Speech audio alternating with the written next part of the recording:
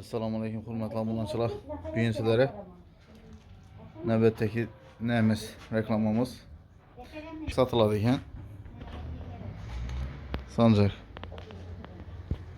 Yurib turganlarınız deyin. Birileri profilden bo'lgan iri profilden quvvatlatib ishlatilgan o'zlari uchun. Sizlarga soyabonli. Yine ağız kraska urilsa chotki top-toza bo'lib turibdi. Prosta zaruratchiliklar yo'q ekan bunda. Quri deshanda yotibdi dedilar. Shuna kimda kimga qiziq bo'ladigan bo'lsa, ekranda telefon nomerlarini qo'yib o'tamiz.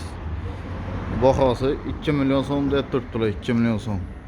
Hazarasibda. Hazaras Muhammadning oyog'ida. Kimda kimga qiziquvchilar bo'lsa, bemalol telefon uraverasizlar.